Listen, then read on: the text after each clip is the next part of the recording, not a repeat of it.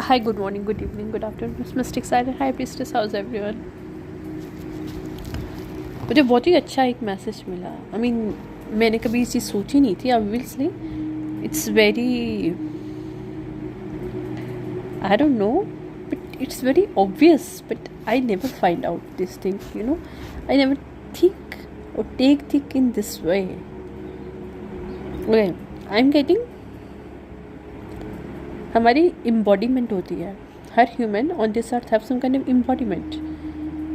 सो embodiment की जो major parts होते हैं, कहते हैं ना,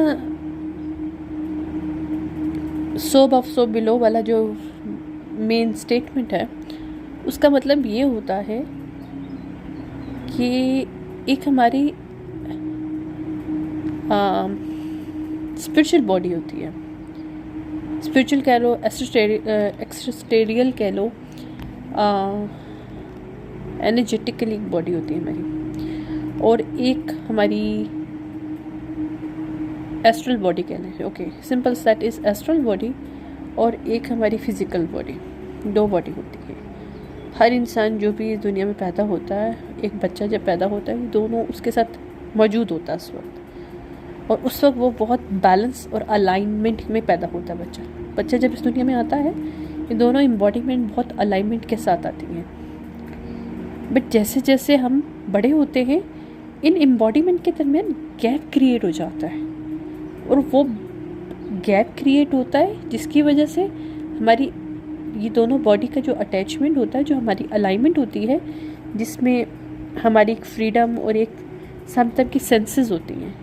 एक एस्ट्रल सेंसेस होती हैं और एक फिज़िकल सेंसेस होती हैं। अब फिज़िकल सेंसेस में जैसे हम लोग खाना खाते हैं, टेस्ट है हमारा, देखिए हमारी 5 सेंसेस हैं, ठीक है, और 6 सेंसेस कह सकते हैं। 6 सेंसेस छोटी होती हैं, जिसमें फ़िज़िकल हम चीज़ों को फील भी करते हैं, या फिर हमें पता चल जाता है, हमें किसी चीज़ का होने का एहसास होता है, या किसी चीज़ के इंटेंशन का पता चल जाता है। जैसे 6 सेंसेस होते हैं, ठीक है, जिसे हम थर्ड आई कहते हैं। This is not third I, is a senses. Okay, अगर हम लोग इसी तरह के एस्ट्रल बॉडी को देखें, तो एस्ट्रल बॉडी में भी हमारे पास 6 सेंसेस होती हैं, जिसमें हमारे पास क्लियर वॉयंस होता है, यानी कि हम लोग जैसे आंखों से देख सकते हैं। क्लियर वॉयंस से हम लोग साइकिकली, यानी कि अपनी एस्ट्रल बॉडी के थ्रू हम देखते हैं। इसी तरह से जब हम लोग हम चीज़ों को फील करते हैं, टेस्ट करते हैं, तो वो क्लियर सेंसेस होते हैं, यानी कि उसमें क्या होता है कि हम लोग स्मेल कर सकते हैं, टेस्ट करते हैं स्पिरिचुअली, यानी कि थ्रू आवर साइकिक पावर।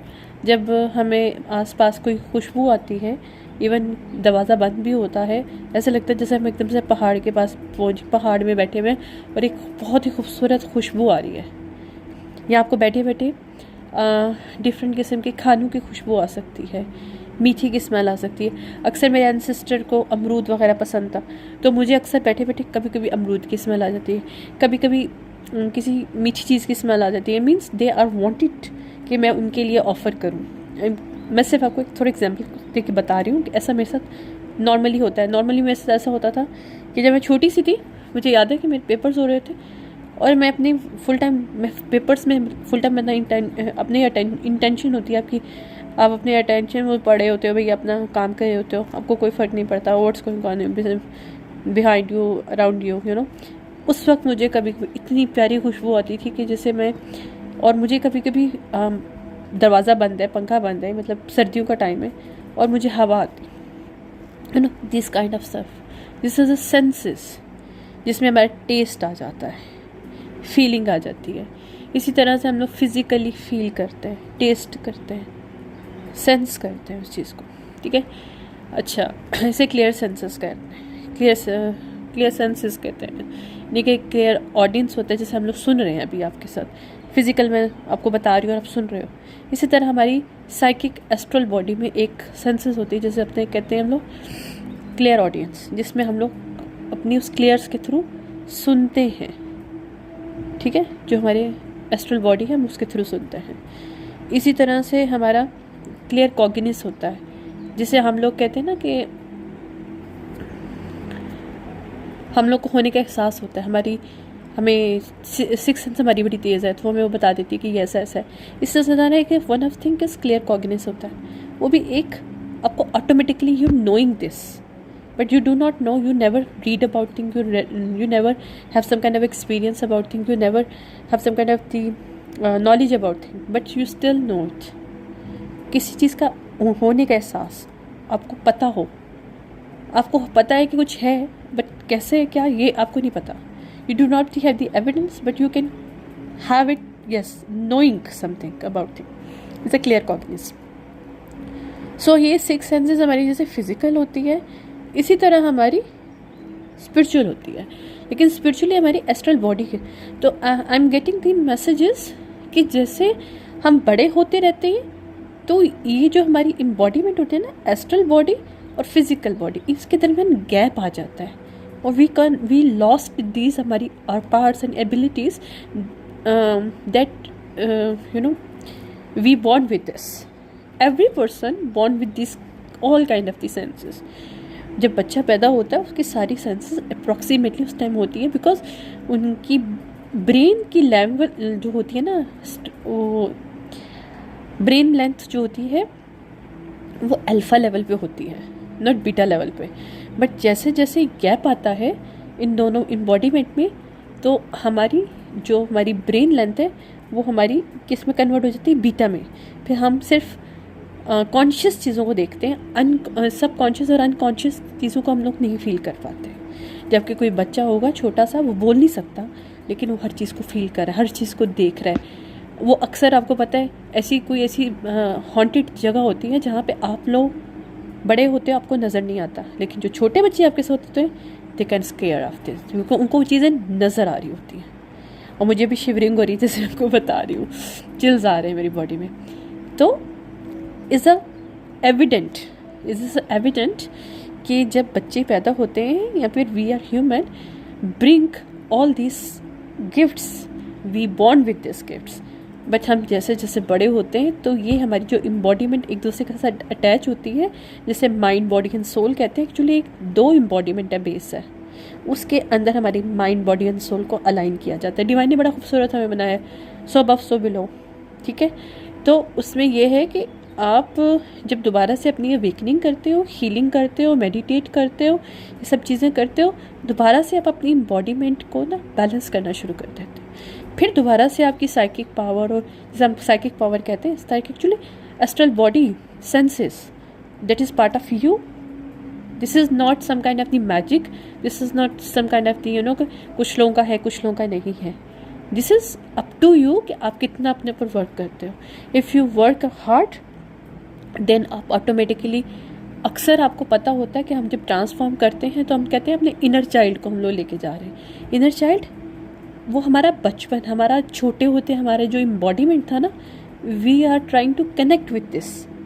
और वो किस तरह से कनेक्ट होता है, जब हमारी एस्ट्रल बॉडी और फिजिकल बॉडी के दरमियान जो गैप है वो ख़त्म हो जाता है और वो दोनों अलाइन हो जाते हैं एक दूसरे के साथ। तो how it's beautiful divine make us so above so below, so वो कि we can feel everything, not inside outside, both way. We are awaken soul while we are born on this earth, we already awakening, we born with awakening, we come on this earth as a awakened soul. But यहाँ की दुनिया, यहाँ की चीज़ें, यहाँ की circumstances, यहाँ के ट्रॉमास, यहाँ की जो भी सर्कमटेंसेस आपके साथ लाइफ में होते हैं, लोग आपकी लाइफ में ऐसे होते हैं, बहुत से इंसिडेंट होते हैं जिसकी वजह से आप चीज़ें खो देते हो। ये हमारी एस्ट्रल बॉडी और आपकी फिजिकल बॉडी के दरमियान गैप आना शुरू हो जाता है। फिर आपकी इमोशनल एम्बॉडीमेंट अलग हो जाती है, आपके इमोशन आपसे अलग हो जाते हैं। आप समझते हो आप इमोशनली हर चीज़ को फील करें, लेकिन आप नहीं फील करते। रियल एम्बॉडीमेंट आपकी इमोशनली तब आती है जब आपकी एस्ट्रल बॉडी एंड आपकी फिजिकल बॉडी अलाइन होती है।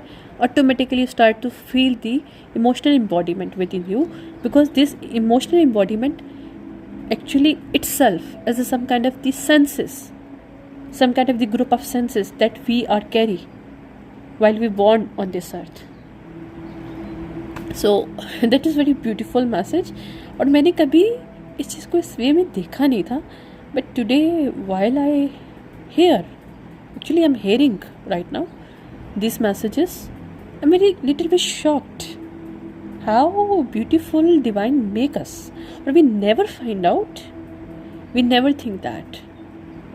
So everyone on this earth can do this, because it's not exceptional कि मेरे पास है किसी और के पास नहीं. No, हर एक के पास है ये. लेकिन कोई इंसान कितना इस अपने पर करता है, इम्प्रूवमेंट करता है. लेकिन हाँ, ये ज़रूर होता है, ये सेंसेस सबके पास होती हैं, लेकिन कम ज़्यादा होती हैं. मतलब किसी के पास क्लियर ऑडियंस कम होगी, किसी का मेजर पॉइंट क्लियर वॉयंस होगा, किसी का क्लियर वॉयंस कम होगा, किसी का मेजर पॉइंट क्लियर ऑडियंस होगा, क्लियर सेंसेस कम होगा, क्लियर कॉग्निस. लेकिन एग्जिस्टेंस सभी की होती है. ये आपके जो डीएनए होते हैं उसकी वजह से आपकी कुछ सेंसेस आपकी जो एस्ट्रल बॉडी में कम ज़्यादा हो सकती हैं. उनका यानी कि उनका मेजरमेंट कम ज़्यादा हो सकता है, but they are existed in same 6 senses, astral wise as well, physical wise. तो आपकी astral body is not a myth, is not a, you cannot say that it's a story. No, it's not a story, it's not a book thing, it's existing thing. और this come with evidence आप इस चीज़ से ले सकते हो. जब छोटा बच्चा होता है ना, आप उसको एक्सपीरियंस कर सकते हो. उसके ऊपर भी एक्सपेरिमेंट करो, आपको पता चल जाएगा this child have everything. This child can feel, see, smell everything, knowing that around him. बच्चे अक्सर जो गलत इंसान होता है उसको पहचान जाते हैं. अगर हमें भी नहीं भी पता चलता, बच्चे अक्सर ऐसे लोगों से ज़्यादा प्यार करते हैं जो इनको वो जानते भी नहीं है. Okay, they can feel the soul, they can see through soul that time, because बच्चे उस वक्त इन सब में इम्बॉडीमेंट के अलाइनमेंट में पैदा होते हैं. तो किसी की कम ज़्यादा हो सकती है. हो सकता है कोई बच्चा बहुत ज़्यादा देखने वाला हो, कोई बच्चा बहुत ज़्यादा सुनने वाला हो, कोई बच्चा बहुत ज़्यादा फील करने वाला हो. एस्ट्रल बॉडी की बात कर रही हूँ मैं. लेकिन उस टाइम भी वो अलाइनमेंट में होते हैं. Depends our DNA, depends our blood line कि हमारी कौन सी सेंसेस हमें ज़्यादा पावरफुल मिलती हैं और कौन सी कम मिलती हैं. लेकिन एग्जिस्टेंस 6 की 6 होती है, एस्ट्रल में भी, फिजिकल में भी. फिजिकल में अलग बात होती है. कुछ बच्चे कुछ चीज़ों के साथ पैदा होते हैं, कुछ चीज़ों के साथ अलाइनमेंट के साथ पैदा नहीं होते हैं. ठीक है, वो डिफरेंट हैंडीकैप काइंड ऑफ होता है. लेकिन उसमें भी उनकी एस्ट्रल वाइज वो चीज़ बहुत ज़्यादा होती है जो उनकी फिजिकल कम होती है. So divine create a human very beautifully, कि कहीं भेदभाव नहीं किया उन्होंने. अगर एक चीज़ यहाँ पे कम दे दी है तो एक जगह पे वो इतनी ज़्यादा दे दी है कि वो बच्चा आराम से अपनी ज़िंदगी गुजार सकता है. अंडरस्टैंड? तो ये चीज़ें वो होती हैं. अक्सर आप देखो बच्चे जो होते हैं, जैसे मेरा अपना बच्चा है, वो उसका थोड़ा सा माइल्ड ऑटिस्टिक है. इतना नहीं है, अल्हम्दुलिल्लाह बहुत बेहतर है. लेकिन माइल्ड ऑटिस्टिक है, यानी कि अपनी एज से थोड़ा सा कम अपने हिसाब से होता है. ठीक है, लेकिन स्टिल मेरे बच्चे के अंदर कुछ चीज़ें बहुत ज़्यादा अच्छी हैं. यानी कि इसके जो टीचर्स हैं वो मुझे कहते हैं कि इस बच्चे के अंदर ये वाला पॉइंट बहुत अच्छा है. I mean I am not going to explain you with this one what is that, but एक पॉइंट इसके अंदर बहुत ज़्यादा अच्छा है जो उससे नॉर्मल बच्चों में भी सही नहीं होता. अंडरस्टैंड? तो अगर एक चीज़ कम की जाती है तो उससे ज़्यादा अल्लाह की तरफ से हमें एस्ट्रल वेल्थ बहुत ज़्यादा मिल जाता है, तो हमें पास वो चीज़ आ जाती है. तो इसलिए 100 बिलो का जो कॉन्सेप्ट रियलिटी है ना, मुझे आज पता चली कि हमारे इनसाइड एंड आउटसाइड की जो अलाइनमेंट है वो एक्चुअली एस्ट्रल बॉडी और फिजिकल बॉडी के दरमियान गैप है. अगर ये गैप ख़त्म हो जाए, we are start to align. इसी तरह जब हम लोग वर्क करते हैं, अपने ऊपर मेडिटेट करते हैं, हमें फील होता है कि some kind of the shivering coming out. जैसे हम लोग कहते हैं कुंडलिनी एनर्जी. कुंडलिनी एनर्जी क्या है? ये बाइंड कर देता है हमें दोबारा से, अलाइनमेंट कर देता है हमारी एम्बॉडीमेंट से, एस्ट्रल वाइज और फिजिकल वाइज. इसीलिए अक्सर जब ये ओपन होती है, निकलती है, तो हमें शिवरिंग फील होती है, हमें एक अलग काइंड ऑफ मूवमेंट फील होती है, झटके थोड़े से फील होते हैं। वाई? क्योंकि वो रुकी हुई, जिसे हमारे दरमियान जितना गैप आ चुका होता है दोनों एम्बॉडीमेंट में, फिजिकल और एस्ट्रल के दरमियान, उसको उसने पूरा बांध के उसको साथ बनाना होता है, अलाइन करना होता है, और उस एनर्जी ने ऊपर की तरफ उठना होता है ताकि वो ऊपर और नीचे दोनों साइड पे बैलेंस कर सके।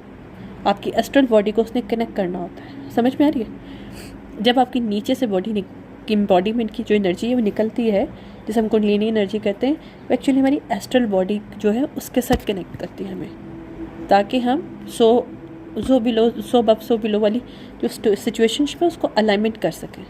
इस वजह से कभी डिफरेंट टाइप के लोगों के साथ सर्कमस्टेंसेस होती हैं, बट वो डिफरेंट स्टोरी हो जाती है। उसमें क्या होता है कि आपकी अगर पूरी हीलिंग नहीं होती, आपके साथ अटैचमेंट डिफरेंट टाइप की चीज़ें होती हैं, या कुछ ऐसी चीज़ें होती हैं जो कि आपके साथ नहीं होनी चाहिए, नेचुरल नहीं है, ठीक है।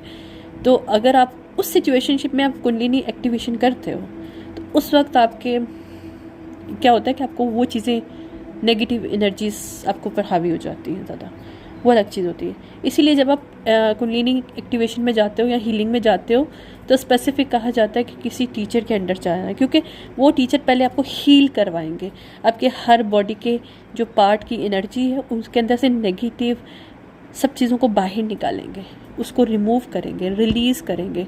लोग सालों साल इसीलिए तो नहीं करते, करना चाहे तो फ़ौरन ही एक्टिवेशन हो जाती है कुंडलिनी की।